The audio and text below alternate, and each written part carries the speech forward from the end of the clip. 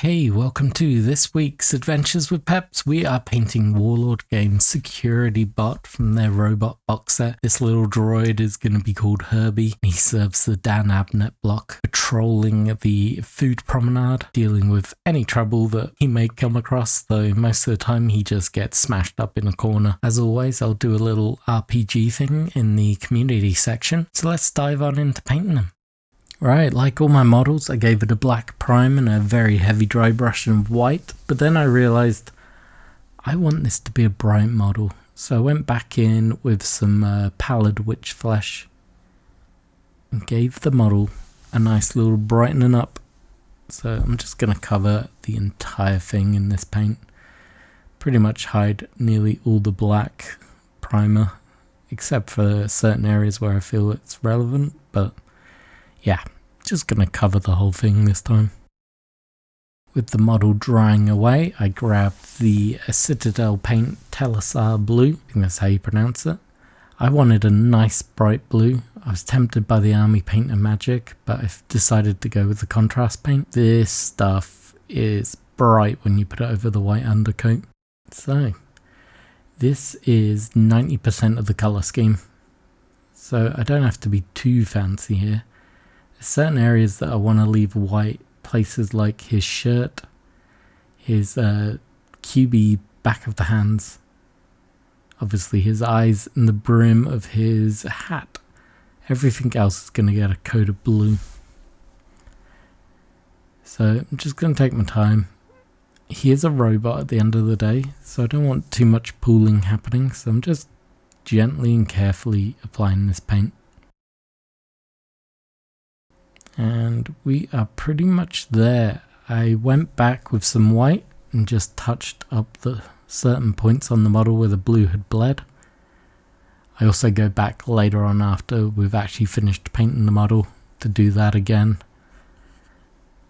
Why is it when you think you're done, you take a photograph and then you see little errors like the paint has bled onto his white shirt?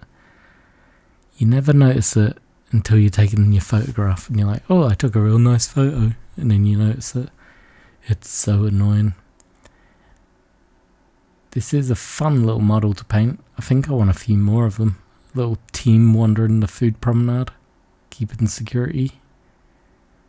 I think that could be real fun. If you know where the Herbie name has come from, and it's not the racing car, drop a comment below and let me know where you think I got that name from. Sticking with the contrast paints, we grab the Flesh Terror Red, and whilst you're dropping me a like and subscribe, I will blob in these eyeballs, or eye lenses I guess, and work on the tie. This is going to be the tabletop ready version, but I do go back to these and add some Wild Ride Red to it, just to help brighten it up, pop it out a bit more.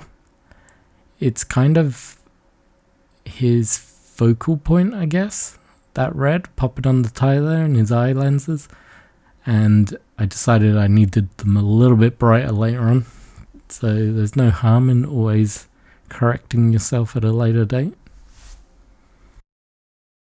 Now on to the final step. I'm actually using the Cryptek Armor Gloss paint. It's very rare that I use the gloss because I find they go very shiny, which isn't an effect I particularly like, but I thought it would work well on the armor joints. So as you can see, I'm just carefully trying to pick out where you can see lines on the model, where the joints might hit. When it dries up, it looks like shiny black plasticky material, which I think is great for the joints on a robot. These are meant to bend and move around.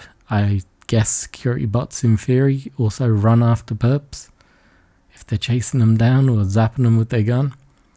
So they must be able to move pretty quickly. But this is a slow step. Just making sure I got a nice point on my brush. I'm doing quick sweeps with this gloss paint. As you can see, I've only loaded up the brush once. And now we go in for the reload. I'm just carefully trying to put the gloss paint where I think it should go. I don't want it running all across the model, so I'm being very quick but neat. Just trying to pick out some shapes, make him look like a robot. It's also at this stage that I decide to do the gun, his little zap pistol. His device for, I guess it's a futuristic taser, and his stun baton in the same brown glaze. I really don't know why, I had the paint out is the main reason, I guess. I might go back and add some colour to these, make them a bit more silvery, but I think it works. Kind of gives him a little bit of old worldy charm. Could almost look like a wood finish. Also going to hit up the security badge and do a little bit of line work on the back of his gloves, which you'll catch at the end. But yeah, this is not an exciting stage, it's just me slowly going around the model, adding these lines in. So let's skip forward a little. Right, there you go, I'm just finishing up the security badge. And then we should be pretty much done. You get the idea. We're almost there. Once this stage is complete, I let the glaze fully dry. And then I go back, brighten up the red, clean up the white. Now just take some photographs. So I hope you enjoyed. Drop me a like, drop me a subscribe. Let me know if you're painting up any of your security robots and how you're doing yours. And hopefully I'll see you soon. If you're not already a subscriber, please do subscribe. It does help the channel.